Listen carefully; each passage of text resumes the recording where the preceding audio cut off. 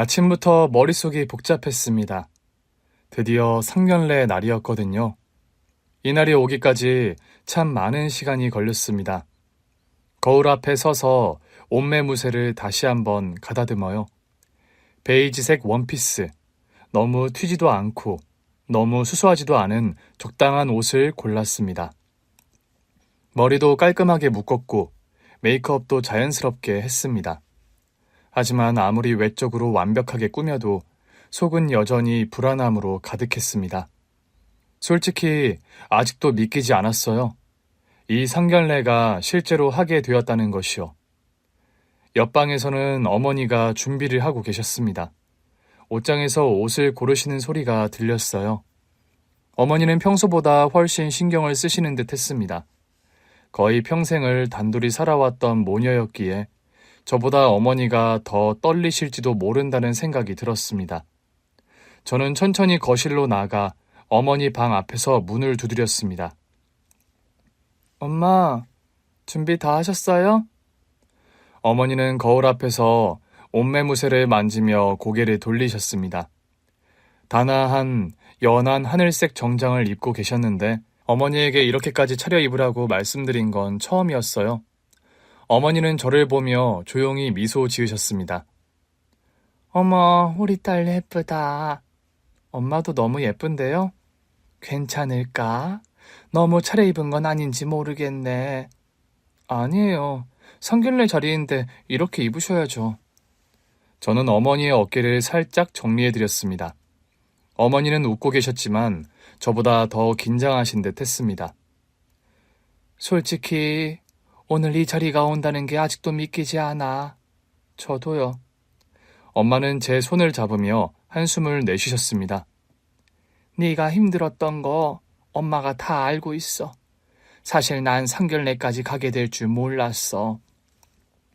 그 말에 저는 순간 가슴이 뭉클해졌습니다. 그도 그럴 것이 이 상견례가 성사되기까지 정말 많은 시간이 걸렸거든요. 그리고 너무나 많은 반대를 견뎌야 했고요. 처음 남자친구를 집에 데려왔을 때 어머니는 조심스러운 반응을 보이셨습니다. 남자친구가 좋은 사람이란 걸 누구보다 잘 아셨지만 상대 집안이 문제였어요. 남자친구 집은 우리가 살고 있는 환경과 너무도 달랐거든요. 그 차이를 가장 먼저 알아본 건 남자친구의 부모님이었습니다. 특히 예비 시어머니. 처음 시댁에 인사드리러 갔을 때 예비 시어머니는 겉으로는 우아하고 고상한 분위기를 풍겼어요. 기품 있고 세련된 말투, 조용한 미소. 하지만 그 속을 들여다보니 그 미소 뒤에는 차가운 벽이 하나 있었습니다. 처음 만난 날, 예비 시어머니는 저를 가만히 바라보시더니 차분한 목소리로 물었습니다. 어머님은 어떤 일을 하시나요? 어머니는 시장에서 장사를 하십니다. 그 순간 예비 시어머니의 눈빛이 살짝 변하는 걸 느꼈습니다. 그래요. 딱 그 한마디였습니다. 그리고 그날 이후 남자친구를 통해 들려온 소식은 냉정한 반대였습니다. 미안해. 우리 부모님이 너랑 결혼하는 걸 반대하셔. 예상은 했어. 나도 너무 당황스러워. 정말 우리 부모님이 이럴 줄은 몰랐거든.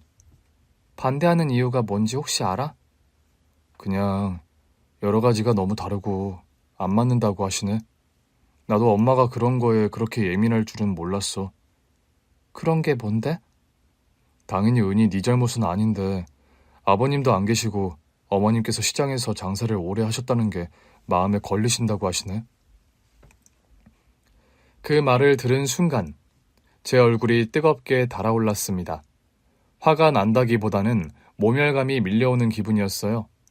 평생 열심히 살아오신 어머니를 함부로 평가받았다는 사실이 너무도 속상했거든요. 그러니까 집안 때문에 반대하신다는 거야? 사실상 그렇지. 저는 그때 결혼을 포기하려 했습니다. 시댁이 반대하는 결혼을 억지로 이어가는 건 무의미하다고 생각했거든요. 하지만 남자친구는 포기하지 않았습니다.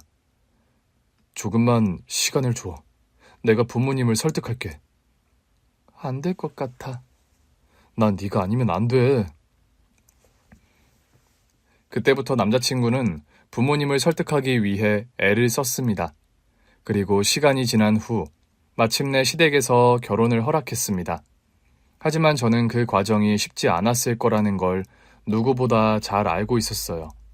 그 모든 기억들이 머릿속을 스쳐 지나가던 순간 어머니가 제 손을 꼭 잡으셨습니다. 네가 얼마나 마음고생했을지 엄마가 몰랐을까? 이제 됐어, 엄마. 오늘 성결례잖아요. 엄마는 씁쓸한 듯 웃으며 고개를 끄덕이셨습니다. 그래, 이제는 네가 행복해야지. 그때 핸드폰이 울렸습니다. 남자친구에게서 온 메시지였습니다. 우리 이제 출발했어. 어디쯤이야? 엄마, 우리 이제 가야 해요. 그래, 가자. 저는 마지막으로 한번 거울을 바라보았습니다. 얼굴을 살짝 두드려 긴장을 풀고 미소를 지어 보였습니다. 상견례 장소는 강남의 한 고급 레스토랑이었습니다. 잔잔한 클래식 음악이 흐르고 있었고 창가 쪽에는 한강이 보이는 자리였습니다. 정갈하게 차려진 테이블 위에는 하얀 린넨 냅킨과 반짝이는 와인잔이 놓여 있었어요. 기품 있는 분위기였지만 제 심장은 터질 듯이 뛰고 있었습니다. 엄마와 함께 식당 안으로 들어서자 웨이터가 우리를 안내했습니다.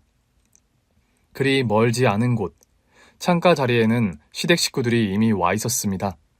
남자친구가 먼저 자리에서 일어나 우리를 반겼고 시부모님도 차분한 미소를 짓고 있었어요. 여기야, 어서 와. 네. 안녕하세요. 처음 뵙겠습니다. 엄마는 예의를 갖춰 허리를 숙였고 저는 그 옆에서 조용히 따라 인사했습니다. 예비 시어머니는 고개를 끄덕이며 엄마를 바라보았습니다. 안녕하세요. 오느라 고생 많으셨어요. 반갑습니다. 앉으시지요. 어색한 분위기 속에서 자리에 앉았습니다. 남자친구는 제 손을 살짝 잡아주었고 저는 긴장된 숨을 내쉬었습니다. 그런데 음식이 나오기도 전에 시어머니가 입을 열었습니다. 본격적으로 상견례를 시작하기 전에 먼저 드릴 말씀이 있습니다. 그 순간 테이블 위에 있던 제 손에 힘이 들어갔어요. 순간적으로 불안감이 엄습해 왔거든요. 제가 인사를 드리러 갔을 때도 표정 하나 변하지 않고 시종일관 고상함과 우아한 분위기를 유지하던 시어머니였지만 그 뒤로 돌아온 것은 차갑고 냉정한 반대였거든요. 설마 이 자리까지 와서, 이 자리에서 우리 엄마를 모신 자리에서 생각지도 못한 행동으로 망신을 주고 이 자리를 망치려는 게 아닌가. 그 짧은 순간 5만 가지 생각이 머릿속에 가득했거든요. 그런데 시어머니의 말씀은 생각지도 못한 아주 의외의 말이었어요. 사실은 제가 많이 잘못했습니다. 순간 식탁 위의 공기가 정적에 휩싸였습니다. 시부도 시모를 바라보았고 남자친구도 살짝 놀란 듯 어머니를 쳐다보았어요. 제가 처음에 이 결혼을 심하게 반대했었잖아요. 그 부분에 대해서 진심으로 사과를 드리고 싶습니다. 예상 밖의 사과였어요. 그동안 저를 마음에 들어하지 않던 시어머니였기에 이 말이 쉽게 믿어지지 않았습니다. 저희 엄마는 조용히 시어머니를 바라보다가 당황한 듯 대답을 하셨어요. 아닙니다. 사부인이 왜 반대하셨는지 입장 바꿔 생각하면 저도 충분히 이해를 합니다. 아니에요. 제가 너무 성급하게 판단했고 제 기준으로만 이 결혼을 바라봤던 것 같아요. 사실은 며느리 될 사람에 대해서 알아봤어요. 그 순간 등줄기가 서늘해졌습니다. 그 말은 뒷조사를 했다는 말이었으니까요. 내가 이런 것까지 견뎌야 하는 걸까? 갑작스레 수치심이 들어서 엄마를 모시고 당장 자리에서 일어나야 하나 고민을 했고 남자친구는 어머니를 말리려는 듯 입을 열었습니다. 엄마, 그런 말은... 가만히 있어라. 한치의 거짓도 없이 내 실수를 제대로 사과드리고 모든 것을 밝히는 게 맞는 것 같아. 시어머니의 단호한 말에 남자친구는 말끝을 흐리며 입을 다물었습니다. 하지만 심장이 쿵 내려앉는 기분이었어요. 이제 와서 또 무슨 말을 하려고 하는 걸까? 감이 잡히지 않았거든요. 처음엔 집안 사정을 이유로 반대했어요. 솔직히 우리 집과 너무 환경이 다르잖아요. 하지만 그건 제 좁은 생각이었습니다. 그 말에 저는 고개를 들었습니다. 어디서부터 어디까지 믿어야 할지 혼란스러웠거든요. 그러던 중에 정말 깜짝 놀랄 만한 사실을 알게 됐습니다. 저는 숨을 삼켰고 그 말을 하는 시어머니의 눈빛은 흔들리고 있었습니다. 그래서 결혼을 반대하기는커녕 이제는 꼭 은희가 우리 집 며느리가 되어야 한다고 생각합니다. 이거 진심이에요. 그게 무슨 말씀이세요? 시모는 깊은 한숨을 내쉬더니 핸드백에서 조심스럽게 무언가를 꺼내 테이블 위에 올려놓았습니다. 혹시 우리 첫째 며느리 알고 있니? 첫째 며느리? 남자친구의 형수님을 말하는 건가? 고개를 갸웃하고 있을 때 시어머니가 핸드폰 화면을 제 앞으로 내밀었습니다. 이 사람이야. 미국에 살고 있는 우리 첫째 며느리. 그 순간 제 눈앞이 흔들렸습니다. 사진 속 얼굴을 보는 순간 머릿속이 새하얘졌고 손끝이 떨렸어요. 심장이 터질 듯이 뛰는 것 같았습니다. 절대 잊을 수 없는 얼굴. 제 입에서는 말이 나오지 않았고 핸드폰을 쥔 손이 떨리기만 했습니다. 이게 대체... 입술이 바짝바짝 말라붙었고 제 머릿속에는 오랜 시간이 흘렀음에도 잊히지 않았던 기억이 스쳐 지나갔습니다. 이게 사실이라면 이건 말도 안 되는 우연이었어요. 눈앞이 아찔했고 손끝에서 힘이 빠져나가는 기분. 그대로 정신을 잃는 것만 같았습니다. 사진 속 얼굴을 본 순간 머릿속이 하얘졌습니다. 손끝이 떨렸고 가슴이 미친 듯이 요동쳤어요. 믿을 수 없는 기묘한 인연. 이게 어떻게 가능할까? 그 순간 눈앞의 풍경이 흐려지더니 머릿속이 어린 시절로 빨려 들어갔습니다. 제가 5살이던 겨울, 아버지가 돌아가셨어요.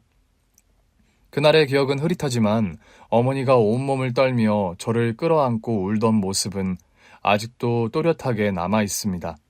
아버지는 사고로 세상을 떠났고 그 이후 우리 집은 완전히 달라졌습니다.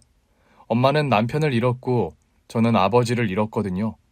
하지만 엄마는 슬퍼할 틈도 없이 생계를 책임져야 했습니다. 살던 집에서 나와 작은 월세방으로 이사했고 엄마는 시장에서 좌판을 깔고 장사를 시작하셨어요. 우리 은희, 엄마가 꼭 잘 키울게. 은희는 아무 걱정하지 마. 엄마는 늘 그렇게 말했어요. 하지만 어린 마음에도 알 수 있었어요. 엄마는 너무 힘들었고 그 고생은 제게도 고스란히 전해졌습니다. 어린 시절, 저는 늘 혼자 있는 시간이 많았습니다. 엄마는 아침부터 시장에 나가야 했고 저녁 늦게서야 집에 돌아오셨거든요. 학교를 마치고 나면 곧장 집으로 돌아왔지만 집에는 아무도 없었어요. 방은 조용했고 차가웠습니다. 부엌에는 엄마가 아침에 해놓은 국과 반찬이 있었고 차가운 밥을 혼자 먹는 게 일상이었어요. 학교 숙제를 할 때도 궁금한 걸 물어볼 사람이 없었습니다. 다른 아이들은 집에서 엄마가 도와준다고 했지만 저는 혼자 국어책을 펼쳐놓고 글자를 읽었어요. 어느 날 선생님이 저를 부르셨습니다.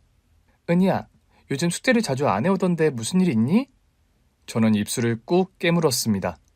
엄마는 매일 늦게 오고 저는 혼자 있는 시간이 많았는데 그렇다고 그걸 말할 수는 없었어요. 죄송해요. 앞으로 빼먹지 않고 잘할게요. 엄마는 매일같이 시장에서 장사를 했습니다. 추운 겨울에도 비가 오는 날에도 엄마는 쉬지 않았고 그런 엄마의 손은 항상 차가웠고 손끝이 갈라지고 거칠어졌어요. 우리 은희, 오늘 학교에서 뭐 배웠어? 오늘은 곱셈 배웠어요. 와, 우리 은희 똑똑하네. 엄마한테 한번 알려줘봐, 응? 저는 엄마 손을 꼭 잡고 구구단을 외웠고 그때만큼은 혼자가 아니라는 느낌이 들었어요. 하지만 엄마의 고생은 계속됐습니다. 어느 날은 시장에서 손님이 없어서 하루 종일 종사를 하고도 수입이 거의 없었거든요. 그날 밤 엄마는 한숨을 쉬며 벽에 기대앉아 물끄러미 저를 바라보며 말씀하셨어요. 은희야, 우리 조금만 더 힘내자. 생각해보면 엄마가 고생했다는 걸 어렴풋이 알았지 그 마음까지는 다 몰랐던 것 같아요. 엄마가 저를 위해 얼마나 많은 걸 포기하고 얼마나 많은 눈물을 삼켰는지 초등학교 시절을 그럭저럭 보내고 졸업을 했습니다. 하지만 중학교에 들어가면서 처음으로 차이를 느끼기 시작했어요. 그 당시 다른 친구들은 예쁜 옷을 입고 용돈을 넉넉히 받으며 학원을 다녔거든요. 하지만 저는 그러지 못했어요. 점심시간 친구들이 매점에서 간식을 사 먹을 때 저는 조용히 자리에 앉아 있었습니다. 은희야, 너는 왜 안 가? 그냥 배 안 고파. 배가 고팠어요. 하지만 주머니에 있는 돈은 집에 갈 때 버스비로 써야 했습니다. 친구들과 어울릴 때도 그 차이는 점점 더 커졌어요. 체험학습날, 친구들이 도시락을 자랑하며 음료수를 마시고 있을 때 저는 엄마가 싸준 단출한 김밥을 꺼냈습니다. 친구들은 좋은 음식들을 서로 나누었지만 저는 아무 말 없이 김밥만 먹었어요. 그렇게 소리 없이 점점 더 조용한 사람이 되어갔습니다.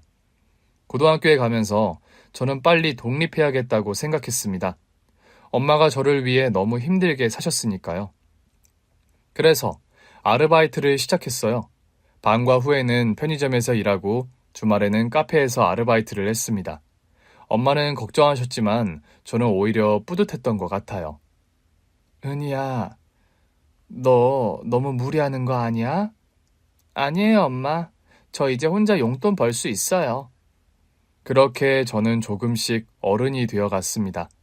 엄마에게 부담을 주지 않기 위해 더 강해지고 싶다는 마음뿐이었어요. 그런 제가 전문대에 진학한 건 기적 같은 일이었습니다.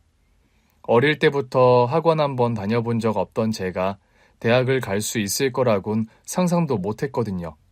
고등학교를 졸업할 무렵, 엄마는 제 진로를 앞두고 고민을 많이 하셨어요. 생활비도 빠듯한 상황에서 등록금까지 감당하는 건 무리였거든요. 하지만 대학에 가겠다고 하면 어떻게든 어디서 빌려서라도 등록금을 마련해 주겠다고 하셨죠.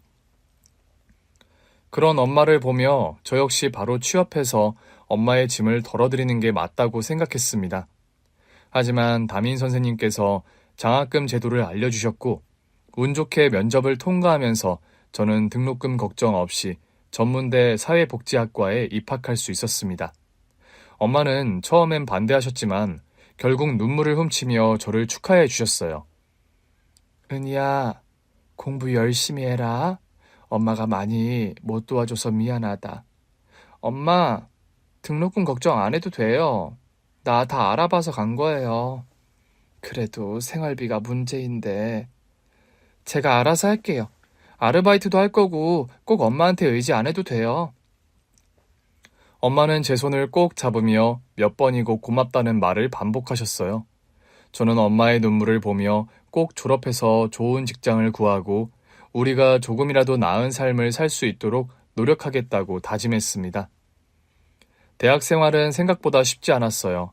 공부도 어렵고 무엇보다 생활비를 벌어야 했기 때문에 저는 하루하루를 바쁘게 살았습니다.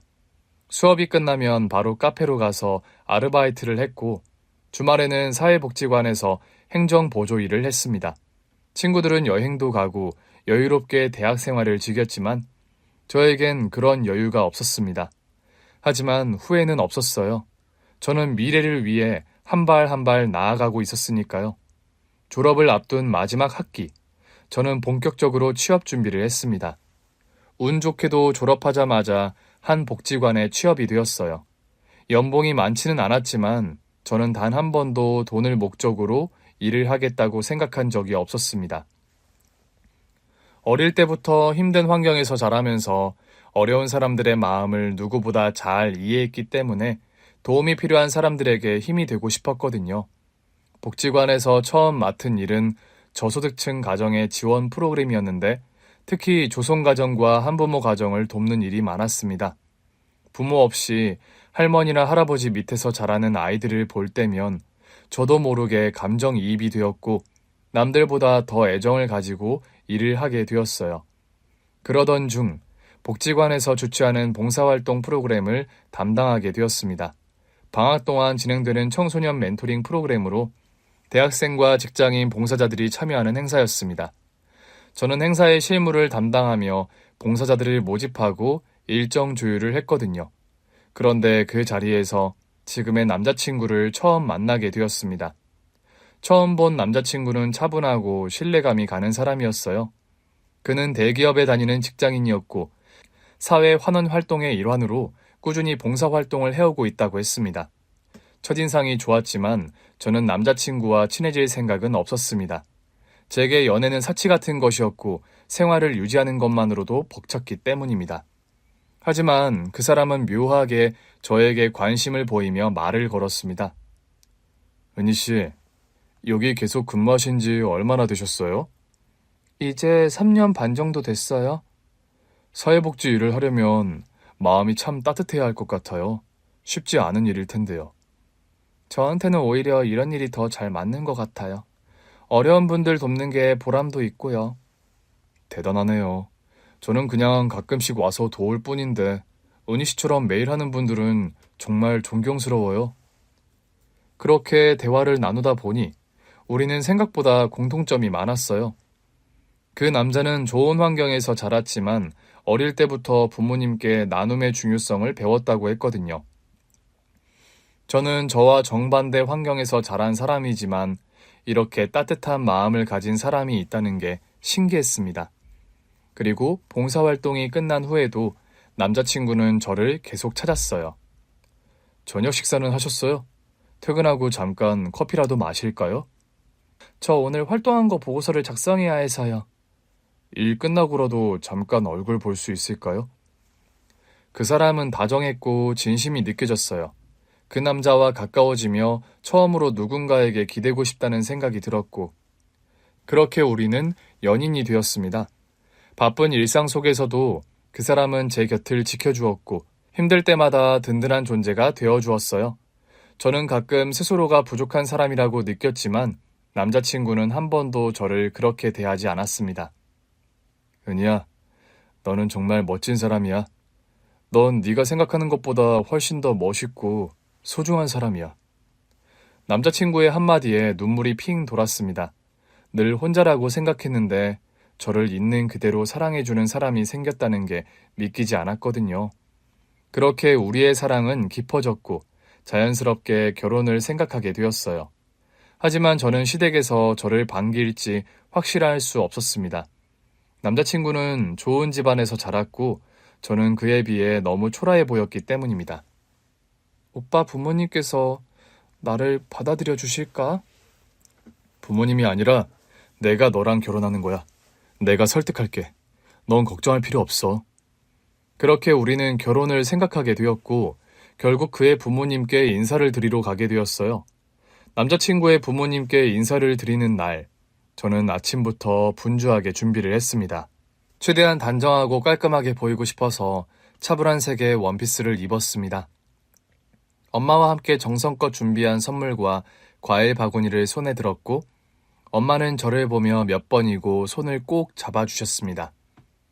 은희야, 너무 긴장하지 말고 그냥 평소처럼 하면 돼. 처음으로 인사드리는 건데 실수하면 안 되잖아요. 너무 떨려, 엄마. 네가 실수할 게 뭐가 있니? 네가 얼마나 예의 바르고 착한데 너무 위축되지 마. 엄마의 응원에도 불구하고 차를 타고 가는 내내 심장이 두근거렸습니다. 남자친구는 제 손을 꼭 잡아주며 웃어 보였어요. 괜찮아. 그냥 편하게 해. 우리 부모님도 은희 보면 좋아하실 거야. 혹시라도 실망스러운 모습 보이면 어떡하지? 그런 걱정하지 마. 너는 그냥 있는 모습 그대로 평소처럼 하면 돼. 남자친구의 말에도 불안한 마음은 쉽게 가라앉지 않았어요. 차는 점점 목적지에 가까워졌고 저 멀리 고급스러운 주택들이 보이기 시작했습니다. 남자친구의 부모님이 사는 집은 신도시에 위치한 타운하우스였어요. 몇 세대만 사는 고급 빌리지 같은 느낌의 모던하고 세련된 건물들이 줄지어 있더라고요. 입구부터 보안이 철저해 보였고 도로도 깨끗하게 정리되어 있었습니다. 여기가 부모님 댁이야? 그냥 여기 동네 자체가 조용한 편이라서 좋다고 하시네. 교통편이 막 좋지는 않아서 차가 필수야. 그 말을 들으며 저도 모르게 손에 든 과일 바구니를 더욱 꼭 쥐었어요. 이곳에 사는 사람들과 저는 전혀 다른 세계에서 살고 있다는 느낌이 들었거든요. 차가 집 앞에 도착하고 남자친구가 먼저 차에서 내려 문을 열어주었습니다. 가자. 너무 긴장하지 말고. 고마워.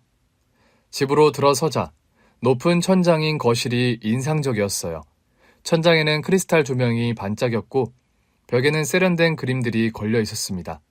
곳곳에 화려한 식물들이 배치되어 있었고 실내 인테리어는 깔끔하면서도 고급스럽더라고요. 거실 한쪽에 시부모님이 앉아 계셨어요.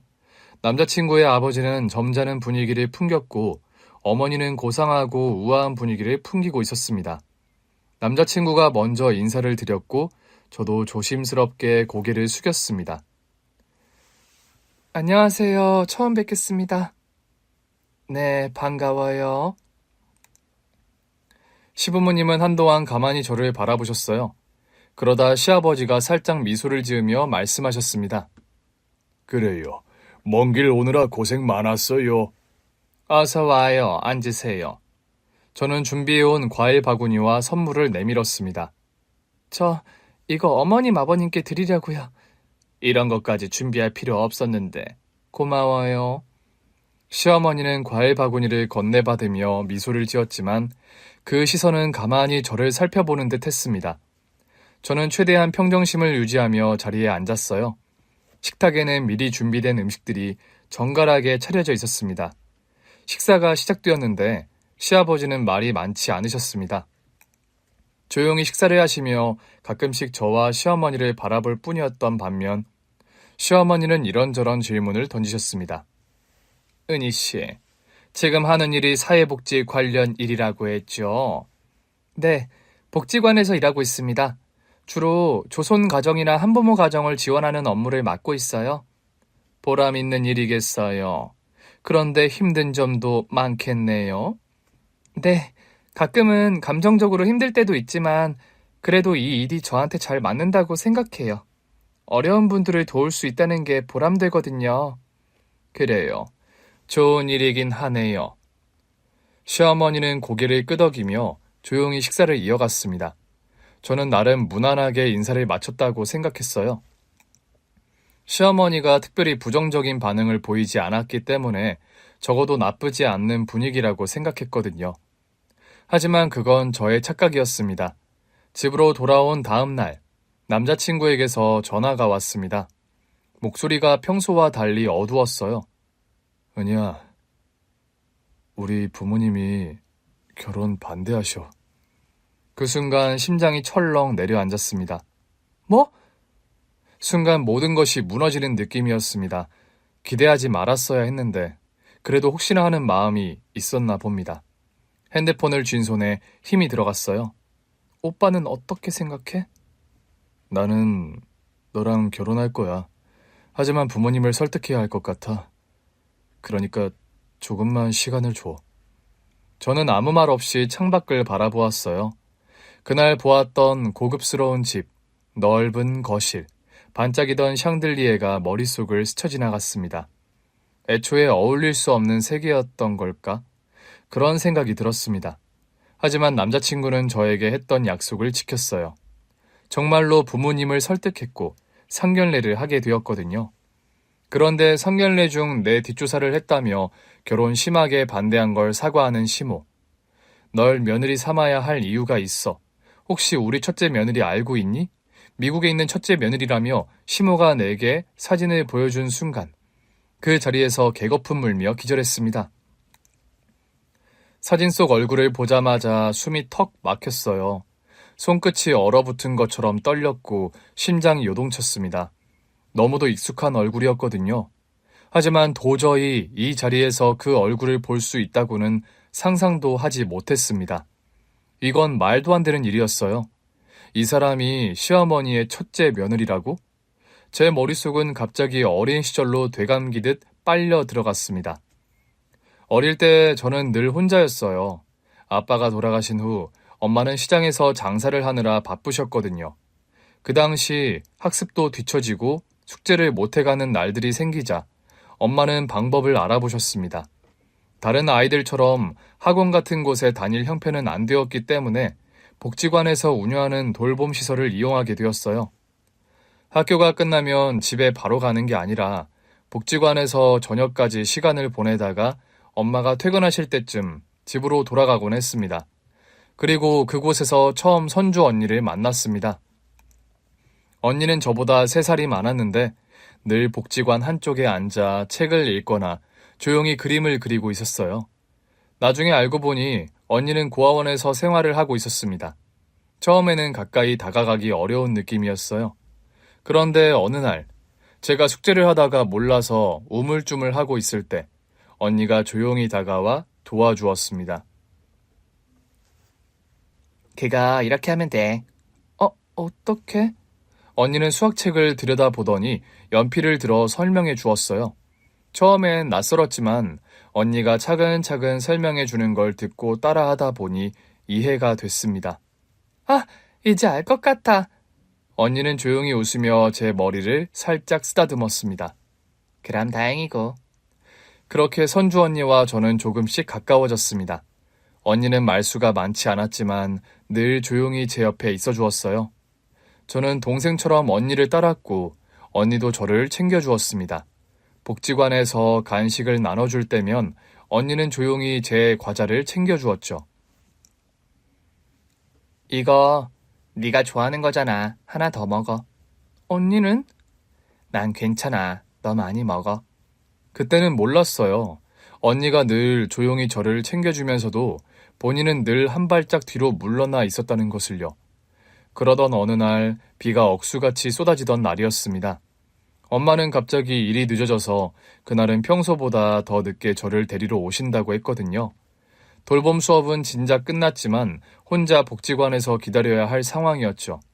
창밖으로 빗소리가 거세졌고 저는 점점 불안해졌는데 그때 언니가 조용히 제 옆에 앉았어요. 무서워? 아니, 괜찮아. 하지만 제 손을 꼼지락거리며 불안한 티를 내고 있었는데 언니는 가만히 손을 내밀었습니다. 손 내밀어봐. 저는 망설이다가 조용히 선주 언니의 손을 잡았는데 언니의 손은 따뜻했습니다. 무섭지 않아. 너 혼자가 아니야. 그날 저는 선주 언니의 손을 꼭 잡고 빗소리를 들었어요. 그때 처음으로 느꼈던 것 같아요. 만약 친언니가 있다면 이런 느낌일 거라고. 그날 이후 우리는 더욱 가까워졌습니다. 그렇게 선주 언니와 친하게 된 그해 여름, 언니와 함께 수련회에 가게 되었을 때 저는 마냥 들떠 있었어요. 고아원과 봉사단체에서 주최하는 여름 캠프, 수련회가 열렸는데 그 수련회에 참여를 하게 되었거든요. 엄마는 며칠 동안 엄마와 떨어져서 지방으로 간다는 것 때문에 엄청 반대를 하셨는데 엄마를 조르고 설득해서 간신히 참여를 하게 되었습니다. 저한테는 그런 여름 수련회가 처음이었고 무엇보다 선주 언니와 함께 간다는 것이 기대되었어요. 수련회 장소는 한적한 시골 마을 근처의 캠핑장이었고 강과 산이 어우러진 곳이었습니다. 우리는 3박 4일 동안 함께 지내며 다양한 활동을 했습니다. 첫날에는 숲 체험과 캠프파이어를 했고 둘째 날은 모두가 가장 기대하던 물놀이 시간이었죠. 아이들은 다들 수영복으로 갈아입고 물속으로 뛰어들 준비를 하고 있었고 저와 선주 언니도 함께 강가로 향했습니다.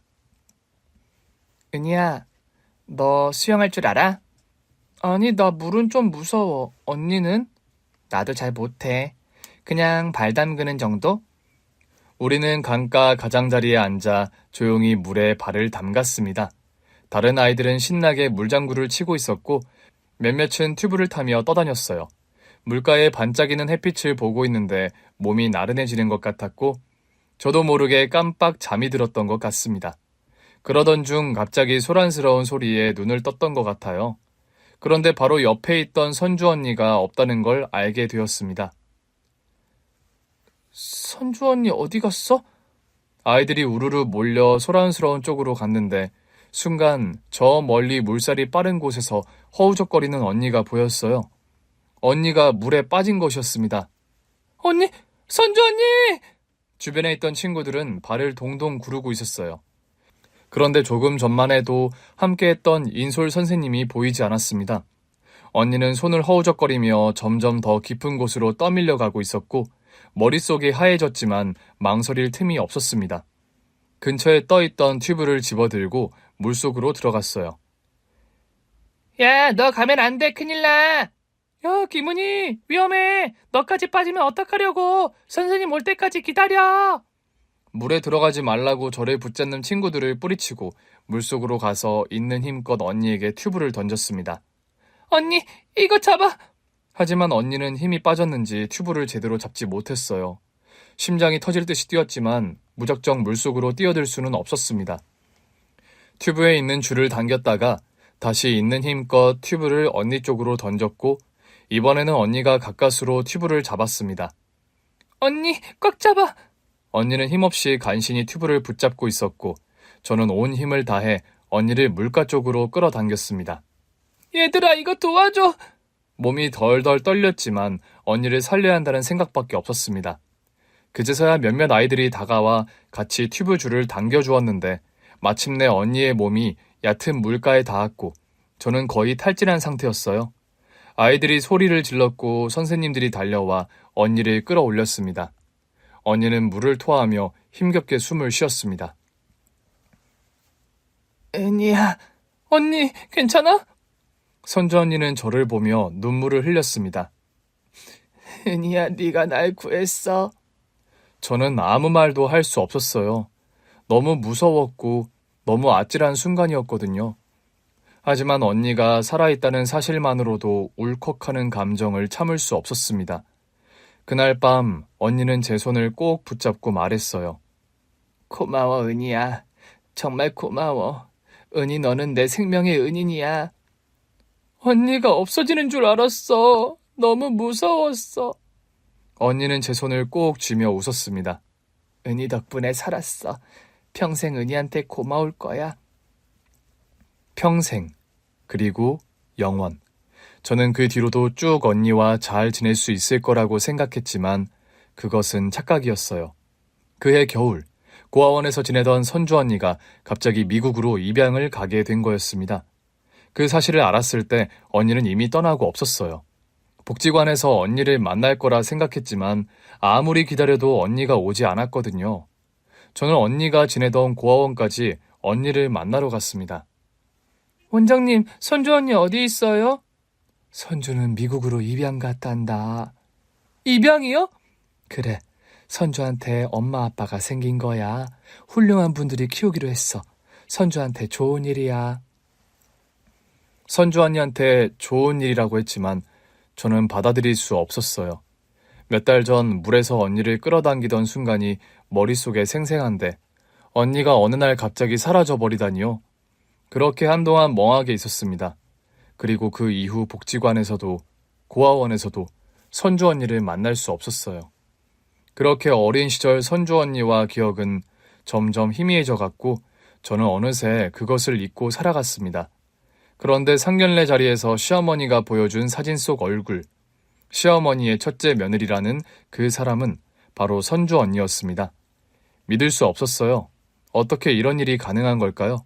저를 감싸던 감정은 충격, 그리고 혼란이었습니다.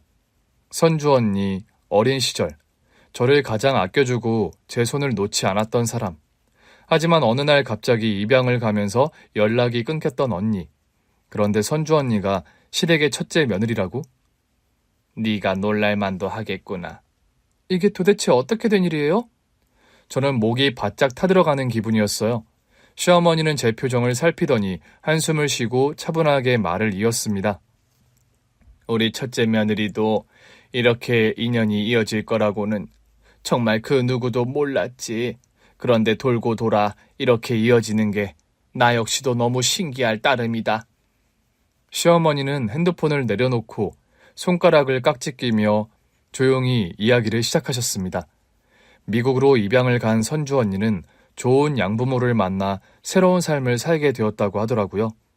미국 언니의 양부모님은 학식이 깊고 따뜻한 분들이셨고 선주 언니를 친자식처럼 아껴주었다고 했습니다. 그렇게 미국에서 안정적으로 성장한 언니는 성실하게 공부해 우수한 성적으로 대학을 졸업하고 대학원까지 진학했다고 했습니다. 그리고 그곳에서 남편의 형을 만나게 되었다고요. 두 사람은 같은 연구실에서 만났고 자연스럽게 가까워졌다고 했습니다. 서로의 가치관이 잘 맞은 두 사람은 결혼을 결심했다고요. 처음엔 반대했었지. 선주가 입양하라는 사실이 우리 가족에게는 생소했거든. 하지만 선주는 너무나 따뜻하고 성실한 아이였어. 누구보다도 가정을 소중히 여기는 아이였고 우리 집에도 금방 녹아들었어.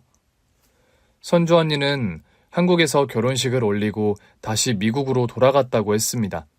비록 멀리 떨어져 살지만 시댁에서 첫째 며느리로 인정받으며 살고 있었어요. 가족들에게 감사하는 마음을 늘 표현했고 시부모님도 선주 언니를 점점 아끼게 되었다고 하더라고요. 그런데 제가 선주 언니와 인연이 있다는 걸 어떻게 아신 거예요? 시어머니는 제 눈을 바라보며 말을 이어갔습니다. 사부인, 다시금 죄송하다는 말씀을 드립니다. 어려운 환경 속에서 사부인이 온갖 고생을 하며 키운 딸인데 사실 처음 우리 집에 인사를 왔을 때 솔직한 마음으로 제가 결혼을 반대했어요. 그냥 저한테 선입견이 있었던 것 같아요.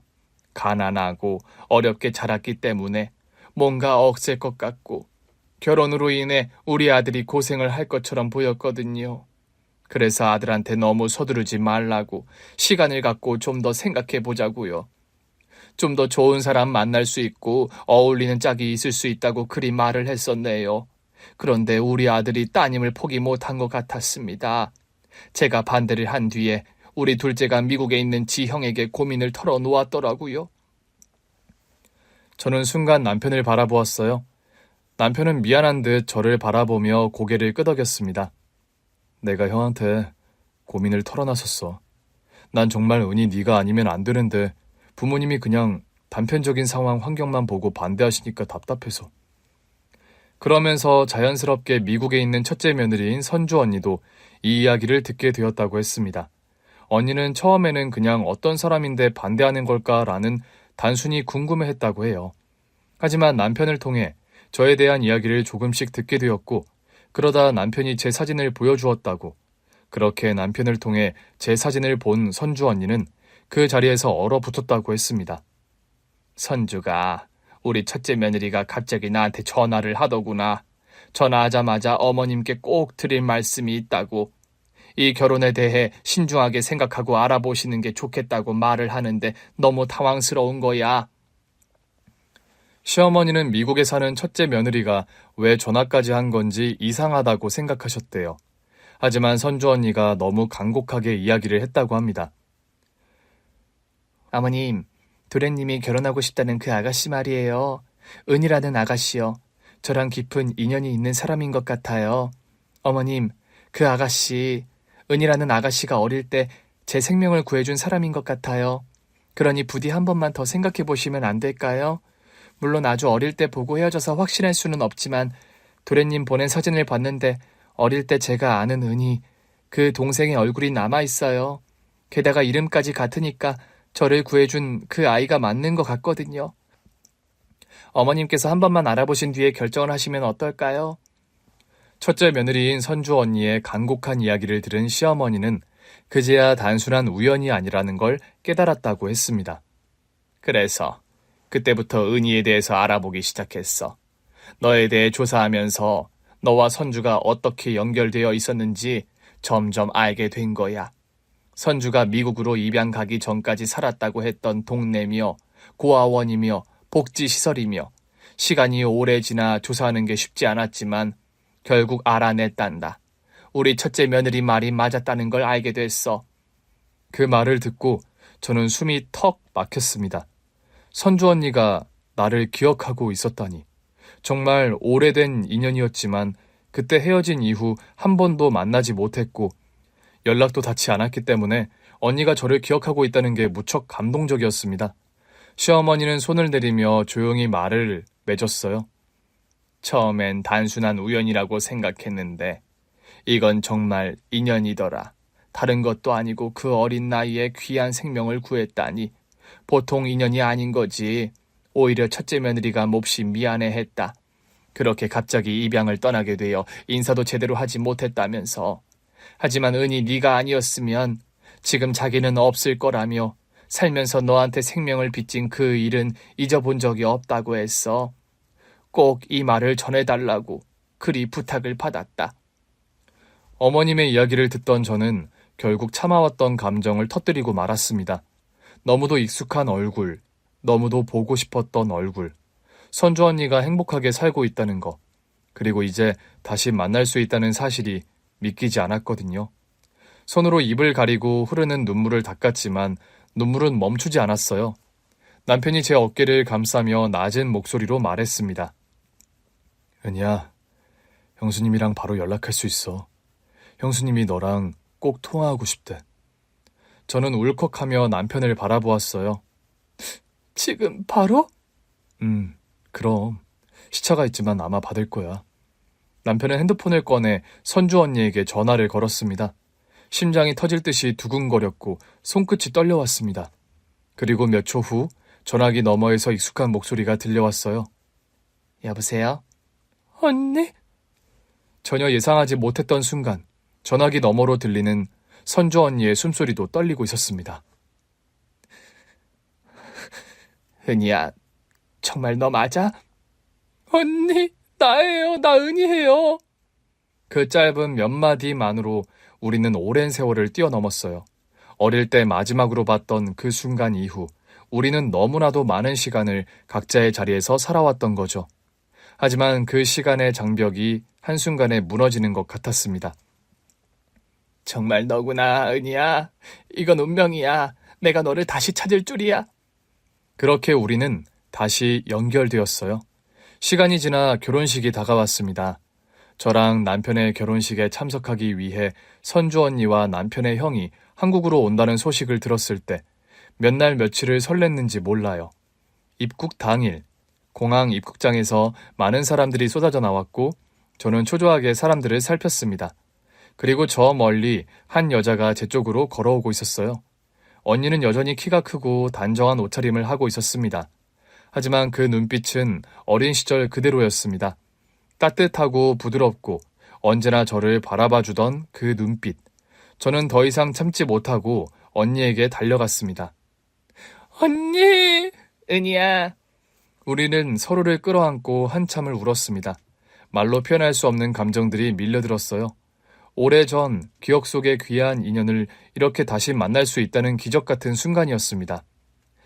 우리 은희, 이제 어른이 다 됐네. 언니도, 언니 근데 하나도 안 변했어요. 선주 언니는 제 얼굴을 두 손으로 감싸며 눈물을 닦아주었어요. 우리 어릴 때 너무 힘들었지.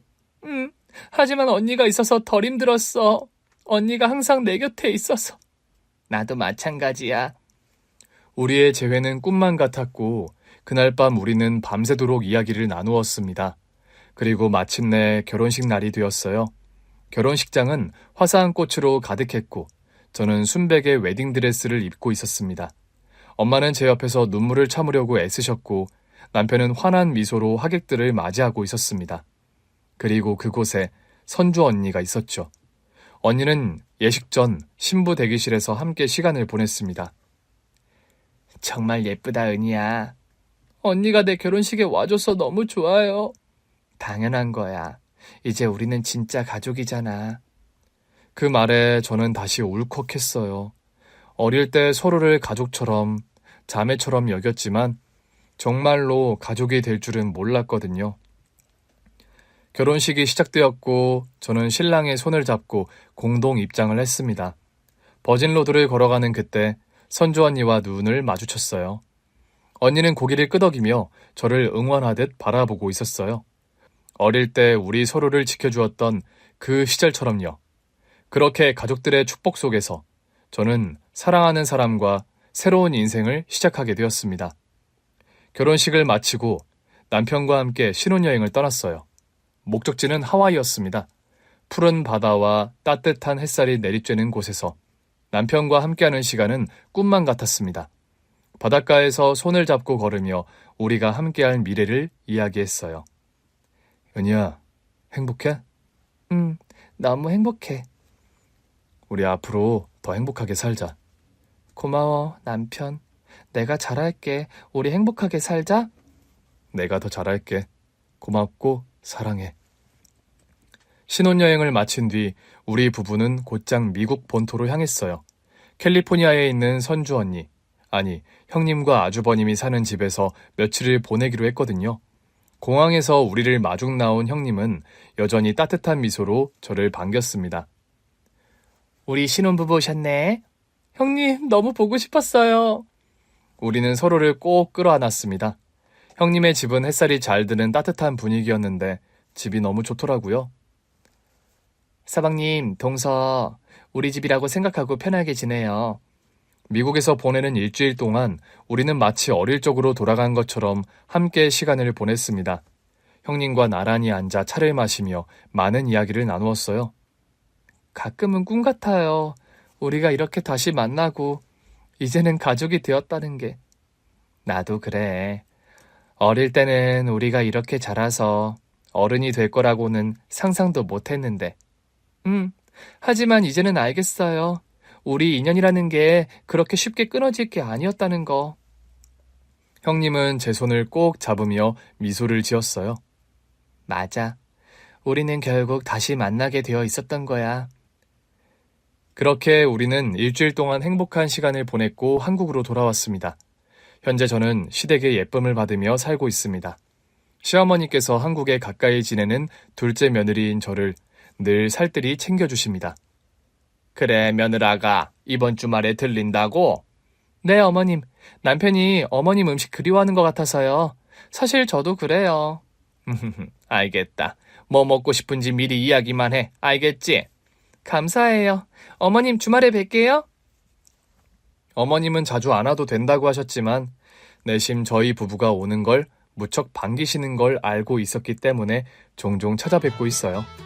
또 미국에 사는 형님과도 자주 연락을 하면서 지내고 있습니다. 형님, 언제 한국에 또 오세요? 조만간 갈 거야. 지금 남편이랑 휴가 일정 맞추고 있거든. 한국 가면 그때 우리 여행 가자. 좋아요.